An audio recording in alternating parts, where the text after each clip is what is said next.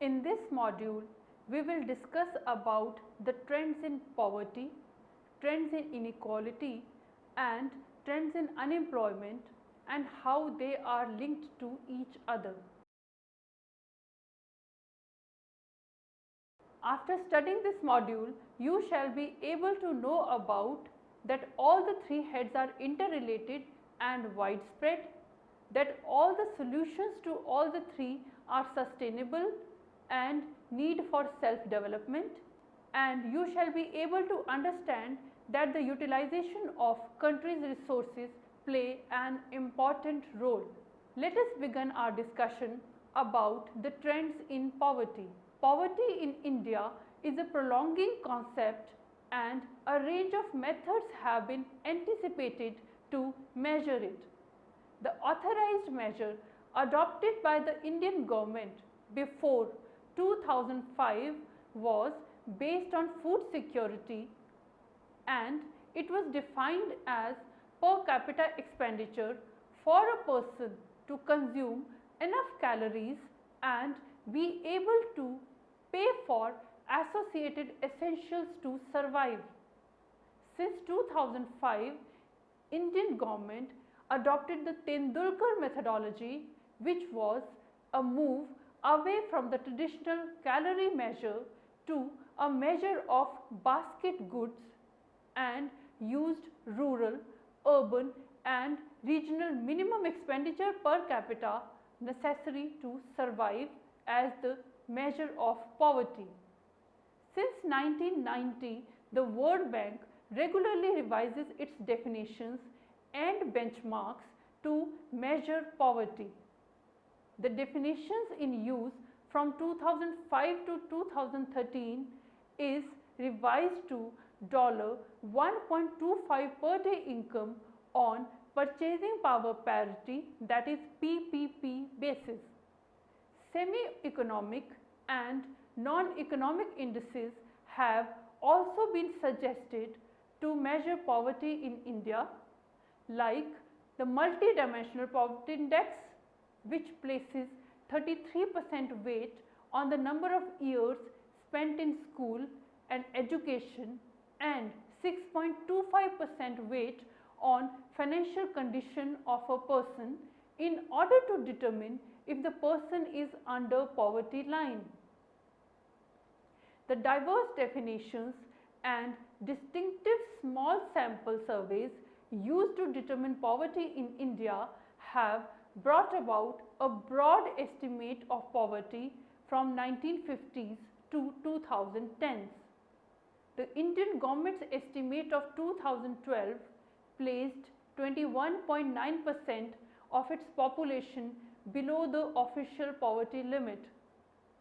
However, according to the 2011 estimates of World Bank, about 23.6% of Indian population, or about 276 million people, lived below $1.25 per day on calculations based on 2005's PPP International Comparison Program.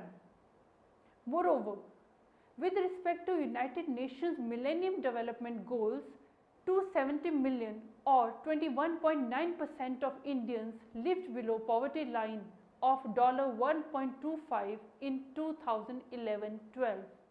Poverty has been there for ages in India. Under the British colonial rule from late 19th century through early 20th century, poverty deepened and peaked in 1920s. Famines and diseases killed millions of people. After India's independence in 1947, though mass deaths from famines were prevented, but poverty increased manifold, peaking in the 1960s. With rapid economic growth since 1991, there has been a sharp decline in extreme poverty in India, but the population living above poverty line also live a fragile economic life. Moreover, lives of hundreds of millions are affected because of lack of basic essentials of life such as safe drinking water, sanitation, housing, health infrastructure, etc. According to the revised methodology of the World Bank, which is based upon PPP, the methodology estimated that the world had 872.3 million people below the new poverty line, out of which 179.6 million people lived in India. In other words, India, which accounts for 17.5% of total world's population, had 20.6% of world's poorest in 2011. India revised its historical method of poverty calculation, which was based on the Sustenance Food Standard with Tendulkar methodology, having the official poverty rates based on its Planning Commission's data, which defined poverty not in terms of annual income but in terms of consumption or spending per individual over a certain period for a basket of essential goods. Further, this methodology has set different poverty lines for rural and urban areas. Since 2007, India has set its official poverty line at Rs 26 a day, which accounts for $0.43 for rural areas and about 32 rupees per day, which is equal to $0.53 for urban areas. These numbers are lower than the World Bank's income-based definition of poverty line, which is $1.25 per day, but the definition is similar to China's $0.65 per day official poverty line. The World Bank's international poverty line definition, which is based on purchasing power parity basis, is inspired by the reality that the price of some goods and services, such as a haircut, are quite different in local currencies around the world. This accounts for a realistic definition, and comparisons of poverty must consider these differences in cost of living. On this basis, currency fluctuations and nominal numbers become less important. The definition is based on the local costs of a basket of essential goods and services that people can purchase. By World Bank's 2014 PPP definition, India's poverty rate is significantly lower than previously believed.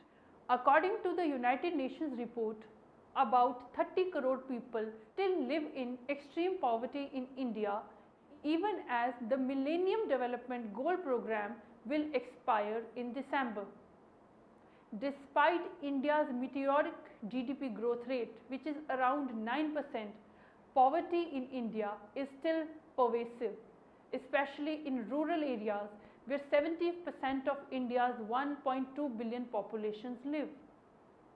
India adopted the United Nations MGD in 2000 with an aim to free millions of its population from extreme poverty, hunger, illiteracy and poor health. Although India is one of the fastest growing economies of the world, yet its incomes are hardly redistributed across the population. It spends only 1% of its GDP on health, which is half of that of China, who is already planning on increasing its spending on GDP to a substantial amount, that is 3 to 4%. Russia and Brazil spend around 3.5% of their respective GDPs on health. Indian government is aware that poverty is the biggest hurdle to overcome if it needs to fully develop a nation. A wide variety of anti-poverty policies have been introduced since 1950s, which took effect after 20 years of implementation. Although the decline in poverty went from 60% to 35% between the 70s and the early 90s, globalization and liberalization policies have made this trend go backwards in the 90s. How and why? Were the effects of joining the global marketplace supposed to create growth? Why has India lagged behind China for so long? What has gone wrong? Now let us discuss about the trends in inequality. A narrative could explain no less. What do you dream of doing? Mohammad Sanawar Sheikh looks taken aback for a moment. He is standing amidst the din of heavy machines at the construction site of yet another building in a mill compound at Lower Parel, Mumbai. About 150 workers have been working day and night to build a spanking new office complex. I want to build, he says, a home in my village, a pakka building. Sheikh, 17, arrived in Mumbai a month ago from Madhupur Donga village 200 kilometers from Kolkata. It is observed that he earns between rupees 80 to 150 a day, a lot more than rupees 40 he got as an agricultural labor in his village, and that too only when the work was available. He has already managed to send rupees 2000 home to his parents and younger brother. The builder he is toiling to construct this building for perhaps earns nearly 1 lakh a day merely by renting out the building that so many Mohammed Sheikhs have labored hard to construct. Not much far away from the under construction site, a few of the builder's cars are parked in an exclusive garage. The fleet includes a Porsche, a Lexus and a Mercedes.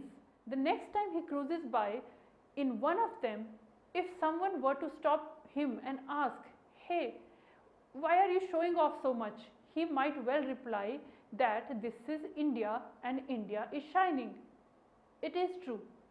He has nothing to worry about. As Jayati Ghosh, an economist and chairperson of the State Commission of Welfare of Farmers, points out in Income Inequality in India in People's Democracy, February 2004. I will quote her.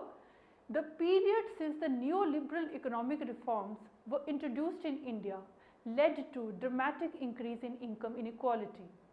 In most intense and notable improvement in consumption has been the most intense and notable improvement in consumption has been of those who were already the richest people in India, that is the top 20% of the Indian population, unquote. The per capita consumption of this segment has increased by about 40% since 1989-90. Their real figures may be higher than it because National Sample Surveys underestimates the consumption of the rich, according to Ghosh. I will quote, "This is the highest and the most rapid increase in the consumption of rich that has ever been recorded in India," unquote, she writes. On the other hand, for Mohammed Sheikh and 600 million people like him who constitute the bottom 80% of India's rural population, per capita consumption has declined significantly since 1989-90. Inequality in India has grown faster in the last 10 to 12 years than any other time in our history since the colonial Raj. P. Sainath, a senior journalist, says, the evidence is especially stark in such areas such as health. In 2003, a national newspaper reported the deaths due to malnutrition related causes of over 9,000 children below the age of 6. This was in 15 largely Adivasis populated districts of Maharashtra, just a few kilometers from super specialty private hospitals in Mumbai. All over the country, people are dying of diseases that should not kill them. For instance, 1.99 per 1 lakh people in India still die of tuberculosis every year, according to UNDP, and it is not specialized care they need, but basic preventive care.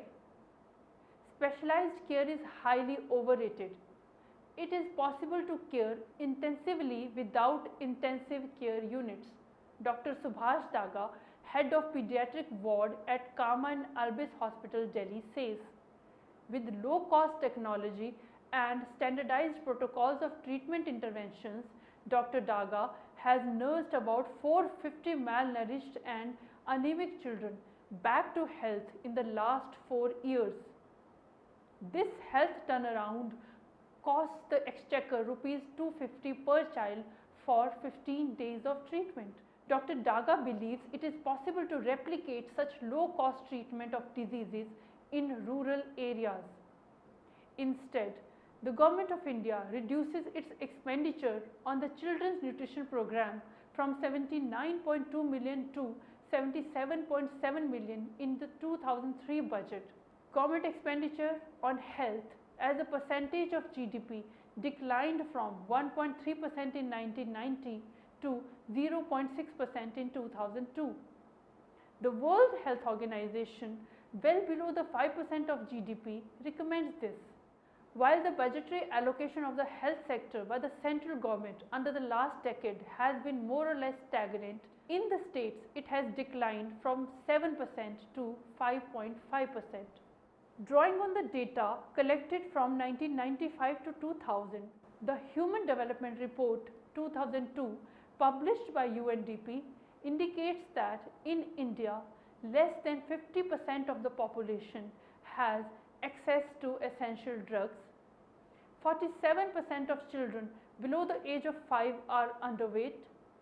31% of population has adequate sanitation facilities, and only 42% of births are attended to by a skilled health staff. In short, the public healthcare expenditures of the country does not match people's health demands. According to other recent studies and estimates, there are on an average only 4.48 hospitals, 6.16 dispensaries and 308 beds for every 1 lakh of India's urban population. In rural areas, the situation is worse, with 0.77 hospitals, 0.37 dispensaries, 3.2 public health centers and just 44 beds for every 1 lakh people. In 1997, an estimated 68% of the hospitals, 56% of dispensaries, 37% beds and 75% of allopathic doctors were in the private sector. Despite this dismal picture, today in the name of sectoral reforms, many public health services are no longer provided free of cost. The Citizens Report on Governance and Development 2003, Social Wealth India indicates that the level of public expenditure in the health sector of India is the lowest in the world and is lesser than that in Pakistan, Bangladesh and Sri Lanka. Of the aggregate expenditure that is spent on health, 83% is allocated to private spending, while 43% of the poor depend on public sector hospitals for care. Moreover, privatization and deregulation of the health system has resulted in rising prices for drugs. The new National Health Policy 2002 legitimizes the ongoing privatization of health. Not only health, but these figures intend to showcase the real backwardness of the country. Now, moving on to discuss the trends in unemployment. The Labour Bureau under Ministry of Labour and Employment releases an annual employment and unemployment survey report. According to the report for 2012-13, Sikkim has the maximum number of unemployed people, while Chhattisgarh has the minimum number of unemployed people in the country. Overall, the unemployment rate in the country is 4.7%. In northern India, Jammu and Kashmir has the maximum unemployment rate, followed by Himachal Pradesh, Delhi, Chandigarh, Punjab and Haryana. Unemployment rate in rural area is 4.4%, while in urban areas it is 5.7%. According to National Sample Surveys Office, that is NSSO, Last year also, there was a dip in India's employment rate that had gone down to 38.6% in 2011-12 from 39.2% in 2009-10. With this, unemployment rate had gone up from 2.5% to 2.7%. In the year 2004-05, the employment rate was 42%. In the 5-year period falling between 2004-05 and 2009-10, around 2.7 million new jobs were created, whereas in the previous 5-year, 60 million new jobs were created. As per the survey, number of women who lost their jobs was more than that of men. Number of employed men between 2009 and 2012 remained almost same, but the number of employed women dropped from 18% to 16%. Though in terms of percentage it looks small, but the actual figures are really daunting. About 90 lakh women in the rural sector lost their jobs in the period of just 2 years. On the other hand, in urban areas, 35 lakh women were added to the workforce. Overall unemployment rates in females was more as compared to males. For females, the unemployment rate was 7.2%, whereas for males it was 4%. Kerala, being the most literate state in India, had the highest rate of unemployment, which is close to 10% among the large states, whereas rate of unemployment in West Bengal was 4.5% and in Assam it was 4.3%. At the same time, Monster.com, through its Monster Employment Index India, revealed decline in job creation. Monster is one of the biggest online job portals. Because of global economic conditions, Indian employers have posted less number of jobs on this job portal. The Monster Employment Index is a monthly measure of job posting online activity and is based on real-time assessment. The same sluggish growth has been shown by the Naukri Jobs Peak Index of Naukri.com. Number of workforce in agriculture sector has gone down and for the first time it is below 50%. The agriculture sector has 49% of the workers, whereas manufacturing sector has 24% and services sector has 27% of workforce. India needs to consider employment as a major driver of growth in the economy. Economic growth in 2009-10 was 9.3%, whereas in 2011-12 it came down to 6.2%. The jobless youth in country has the only option of self-employment, and if he does not possess specific skill, then youth has to do low-paying jobs like hawking magazines and selling newspapers. On the other hand, youth is now more interested in skill-based job as salary is better. This has been shown by an increase in the education loans in India. As per the data by the Reserve Bank of India, the past 4 years saw outstanding education loan in the category of personal loan, which has almost doubled. But there is also a rise in the number of defaulters of education loan, which clearly indicates the unemployment in India, especially for students who are looking for a job. According to NSSO report, illiterate populations has the lowest unemployment rate because this segment of the society is ready to do low-paying jobs also. Educated youth is facing the most of unemployment, that shows lack of skill-based employment opportunities in India. The unemployment impacts not only financial condition but also spreads to many social impacts like theft, violence, drug addiction, crime, health and also leads to psychological issues. Moreover, poverty is directly related with unemployment as well as inequality. Long-term unemployment can actually ruin the family and the society.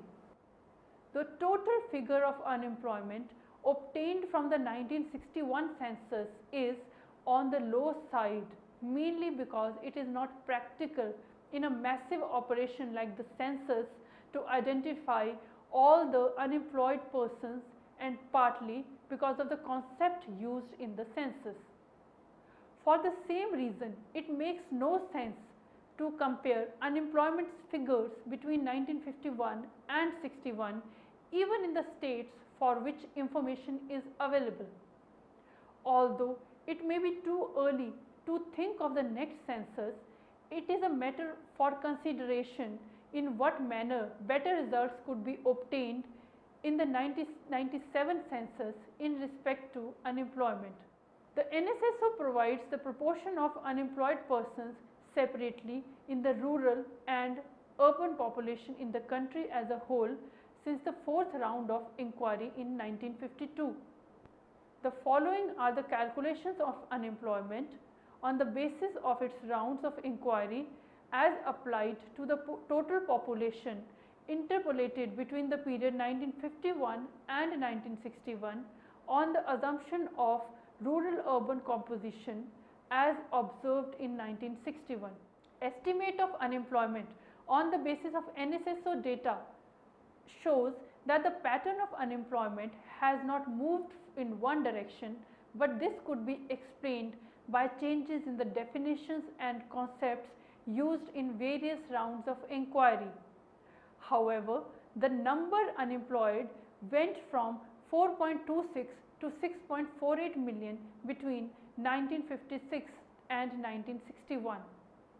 With the standardization of concepts and definitions of unemployment, it may be expected that the future rounds of inquiry will provide comparable estimates over a period of time. There is, however, need to examine in what direction these concepts could be improved and better adopted to yield more reliable estimates of unemployment. In fact, the need of the hour is to develop sustainability and promote Make in India to increase employment. Let us now conclude and summarize whatever we have discussed and learned in this module. As we all know, poverty, inequality and unemployment are intertwined. At this level of poverty in the country, most individuals are caught in the vicious cycle from which escape is difficult. Poor people have lesser access to healthcare facilities and decent level of education. This results in malnutrition and lower chances of getting employment of reasonable remuneration. This further raises inequality and dissatisfaction among the people. Thus, each of these problems is bigger than they seem to be, and there is an urgent need for the government to address these issues.